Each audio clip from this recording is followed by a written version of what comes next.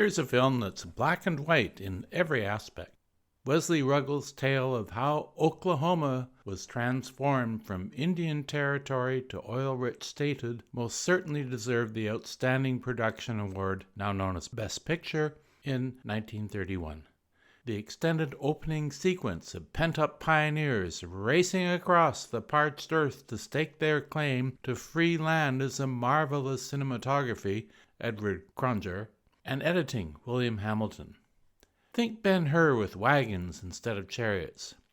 Intercutting spectacular long shots with inventively detailed close-ups, the fat man has a birdcage riding shotgun, a brood of kids seems more than their dad can handle, incongruously a Springfield Roadster bicycle being pedaled with vigor. The sense of adventure and dash for future riches succeeds at every turn. As screenwriter Howard Estabrook's take on Edna Ferber's epic novel unfolds, it's clear that more than the film is in glorious black and white. Hero Yancey Cravett, Richard Dix wearing his pristine makeup, including severely defined eyebrows, like a real star until the last hurrah mucks everything up, sports a white Stetson and a pair of ivory-handled pistols, complete with notches for each dispatched villain, to confirm his status as good guy. Scruffy beards, unkempt clothes, and good but not quite as accurate marksmanship are the hallmarks of career criminal Lon Yuntas, Stanley Fields, and the kid, William Collier Jr., who eschews respectability. In earlier times, this rebel with a cause worked ranches with Cravett, sleeping beside me at night, in favor of bank heists and campsite break-ins. The manner in which people of color are depicted tells as much about the early 1930s as the various plot strands that bind the narrative together. Eugene Jackson delivers an incredibly warm portrayal of Isaiah. The black teenager metaphorically hides himself in a rug in order to escape Wichita, where his parents are the servants to Kravett's in-laws, and soon settles into his own life of servitude as his massa begins to publish the Osage Wigwam.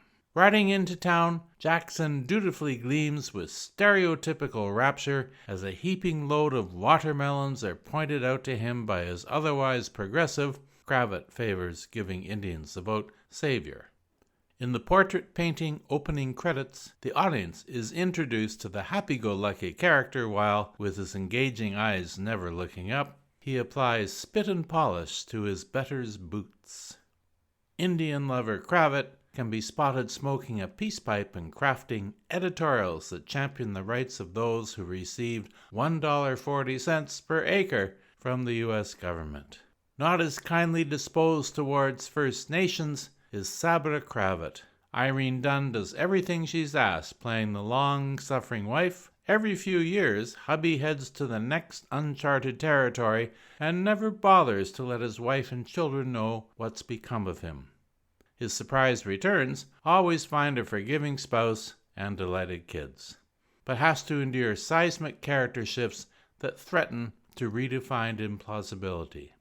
Son Sim follows in his absent father's footsteps by opting to marry Ruby. Her dad is the regional chief.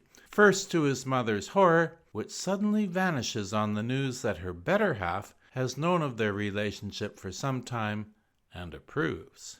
On her first visit night in Osage, Sabra vows to go back home, but after a night trying to sleep alone, with sporadic nearby gunfire serving as a lullaby, and her protector across the street in the local saloon, she wakes up refreshed and ready to serve.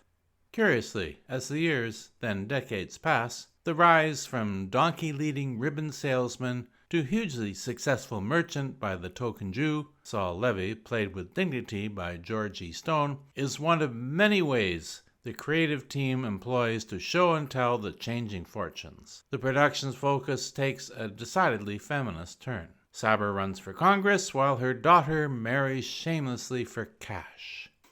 Two other women are at opposite ends of the fair sex pole. Dixie Lee, Estelle Taylor, is the feisty madam of the local brothel.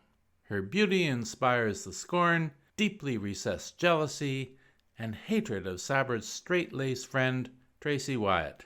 Edna Mae Oliver's Eastern twang is a hoot. Trying to run her out of town leads to a court battle where Lee's tragic past is brought to poignant light. This brief moment of humanity revealed is in stark contrast to the "of course they do that" characterizations that abound. Once oil is struck, black gold rears its ugly head. The desire for untold wealth claims a victim early on, providing a moment of global foreshadowing.